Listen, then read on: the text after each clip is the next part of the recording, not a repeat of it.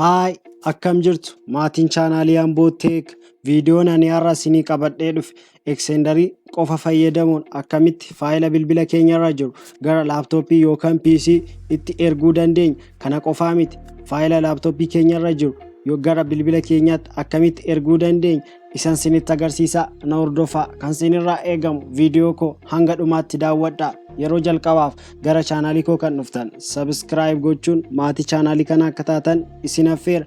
Gara hojiitti seenuu keenya dura daataan bilbila keessanirraa off gochuu keessan hin dagatina. Ergasii Xenderii application Xenderii bilbila keessanirratti install gootu jechuudha. Namoonni baay'een fayyadamtu jedheen abdadha. Xenderii kana erga install gootanii booda ani fakkeenyaaf install godheera jechuudha iddoo kana biratti. So amma itti aansee maal goona settingii seenna jechuudha.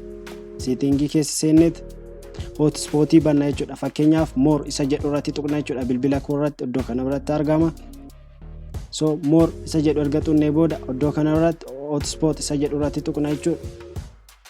Achiin iddoo kana biratti wifi hotspot isa jedhu irratti tuqna jechuudha.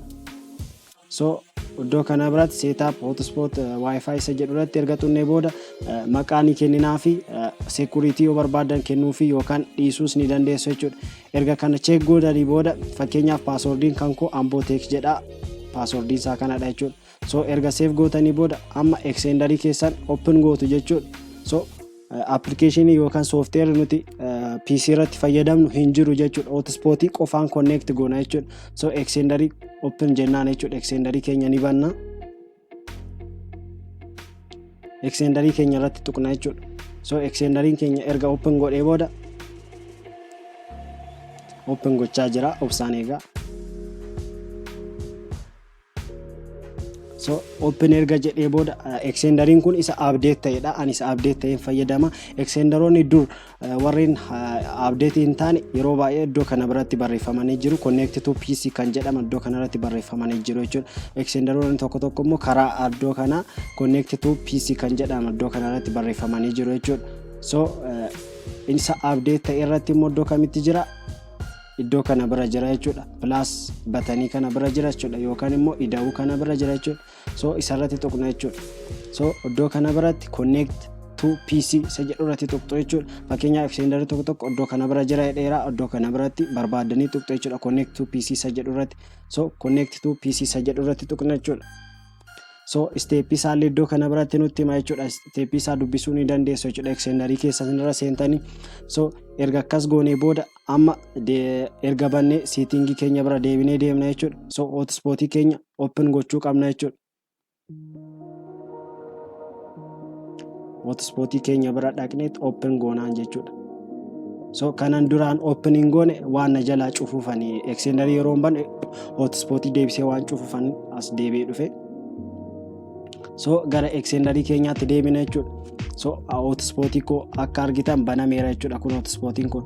So amma erga akkas goonee booda Xenderii hotspotiin keessan passwordii qaba yookaan immoo secure passwordiin qabu jechuudha.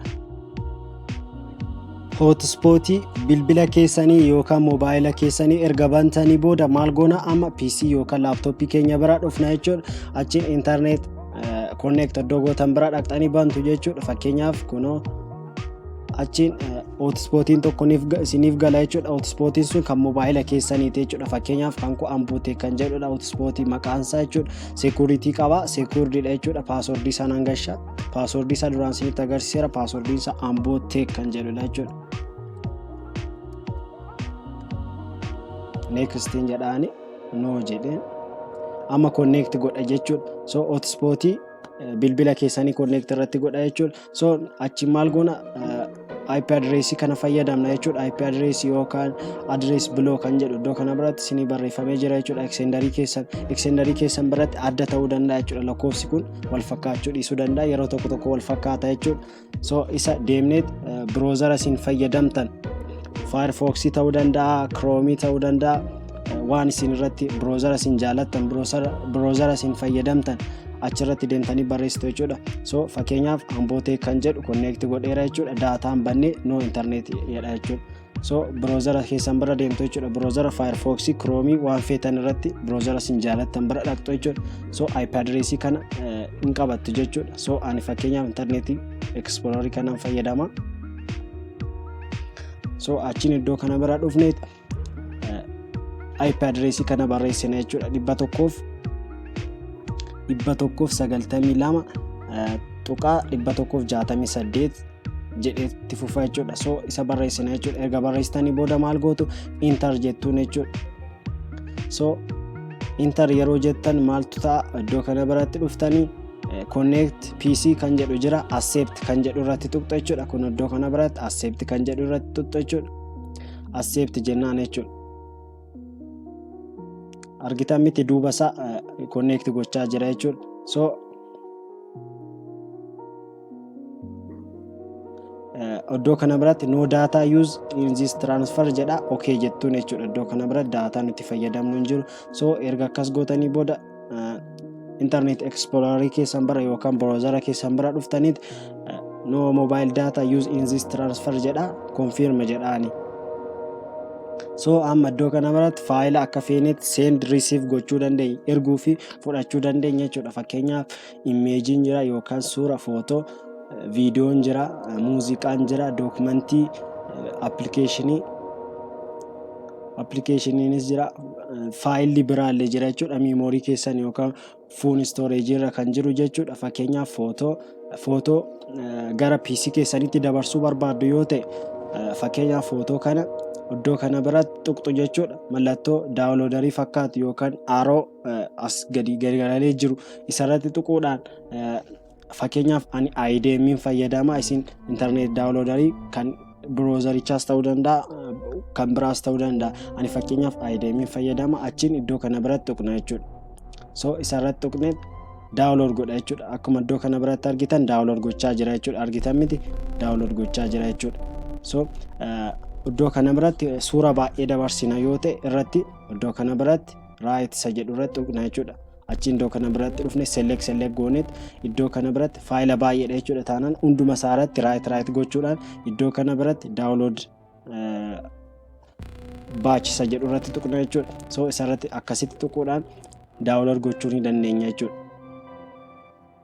Erga akkas gootanii booda amma inni lammataa immoo PC keenyarra kan jiru asitti iddoo kana bira viidiyoos dabarsuu dandeessu, muuziqaas waan feetan gara PC kanaatti dabarsu, appilikeeshiniis faayila biraadha. Taanaan immoo faayilsa jedhu bira deemtanii phone storage jira, kan memorii irratti fe'ames jira, isas bira deemtuu ni dandeessu jechuudha. So CD card kan memories dabarsuu ni dandeessu jechuudha. Viidiyoos dabarsuu ni dandeessu jechuudha.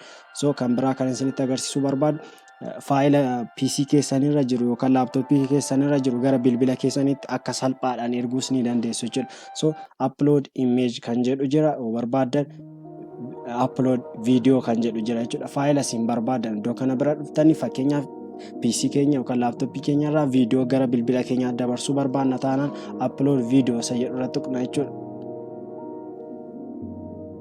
Isarratti erga tuqxanii booda kana isinii fida jechuudha. Fakkeenyaaf ani viidiyoo keessa seeneen